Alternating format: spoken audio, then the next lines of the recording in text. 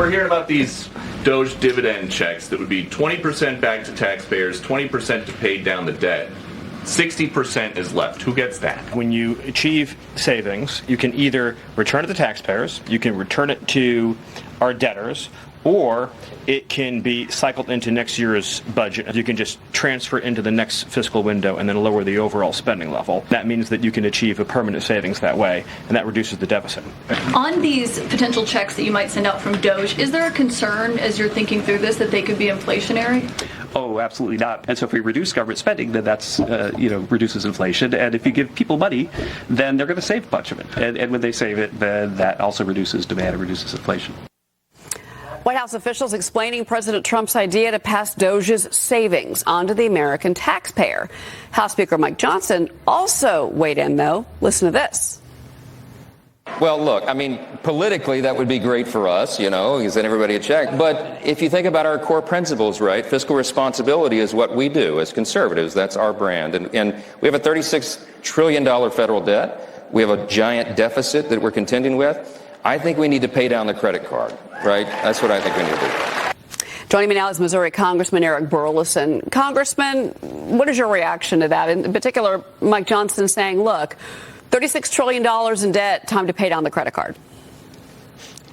Yeah, I tend to agree. I think that we're in a situation where we would love to give the American people a 20% dividend check and send that money back.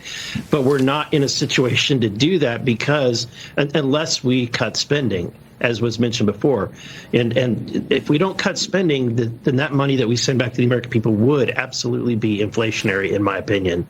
And so I think that we need to cut spending. And the sad part, though, is last night I understand in the Senate that in the vote-a-rama that half of the Republicans rejected an amendment by Rand Paul to cut $1.4 trillion in spending over the next 10 years. So I thought that was a very modest projected cut out of a $89 trillion spend. You can't cut $1.4 trillion.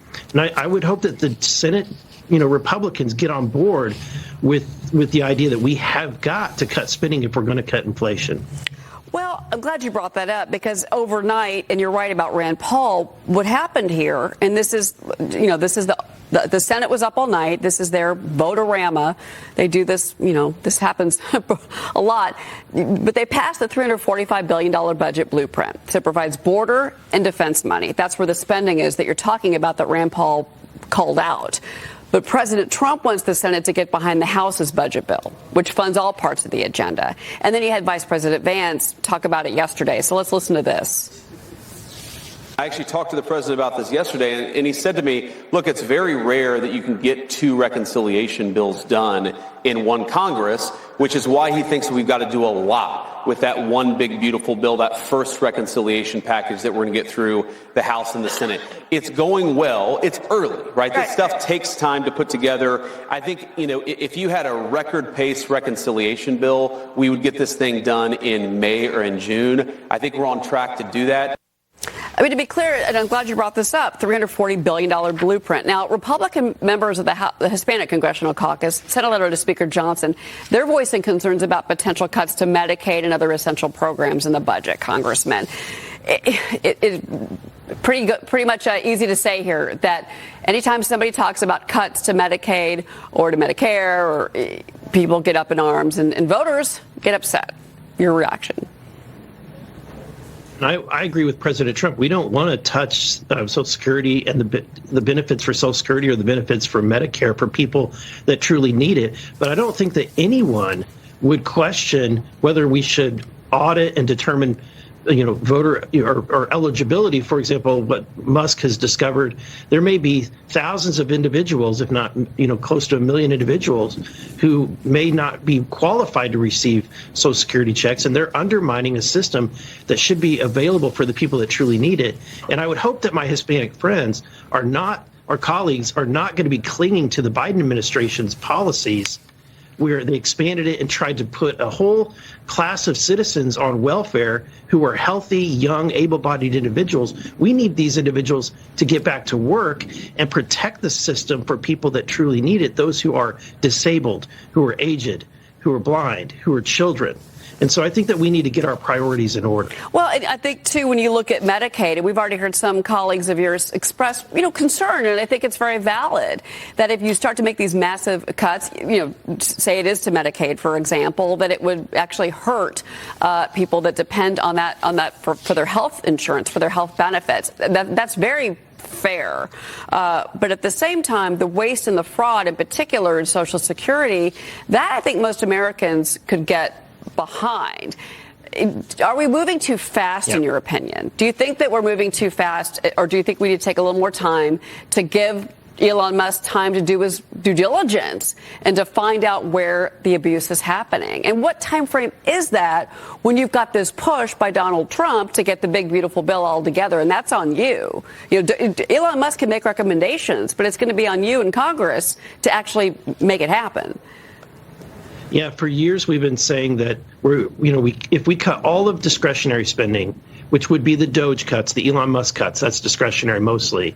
If we cut all of that, we still won't balance the budget. We have a deficit of $2 trillion. So we have got to touch our mandatory spending. If you take Social Security off the board, that's fine. If you take Medicare off the board, that's fine. But eventually you got to start finding somewhere in mandatory spending. And the responsible and thoughtful way to do that is to identify places in Medicaid that Joe Biden expanded into a population of people that truly did not need it or deserve it and should be working and getting employment to get health insurance from the private sector. These are young people who we need to be in the workforce. Okay. Let's move on to this. So you attended the Alliance for Responsible Citizenship conference in London. Energy Secretary Chris Wright spoke, and he slammed the UK's 2050 net zero climate deadline. He called it a sinister goal. You are also set to lead an oversight committee hearing next week, and it is going to focus on strengthening America's energy reliability. So what are the priorities here? We had a guest on earlier on the show, talked about the expansion of nuclear energy, the responsible use of nuclear waste, for example. Where are you going with this? And what do you think this committee is going to need to do first? We've had a lost decade in productivity. I mean, we've been playing around with all this Green New Deal stuff and all this woke culture. It has really set our industry back. It's set our economy back almost a decade. And it's time that we wake up. And I'm so grateful that Trump is ushering this in. But look, we've got an energy crunch. I mean, when you talk to manufacturers, when you talk to utilities, they don't have the supply to provide all the manufacturing industry to come back to reshore to the United States. They don't currently have the supply to power up all of the AI data centers that we're going to need. We're going to need to have a critical moment in the United States where we truly start investing a great deal of money if we're going to be an economy that continues to outpace China. You also, Congressman, were appointed to the House's Declassification and Transparency Task Force. So what's that going to be? Yeah, that's a great team, being led by Ana Paulina Luna from Florida. Our goal is to identify and try to make disclose as much as possible from some of these secrets that they're long overdue, including the JFK files, the files on the RFK assassination, the MLK assassination.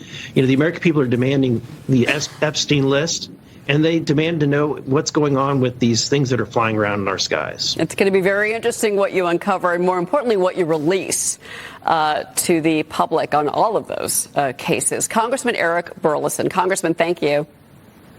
Thank you.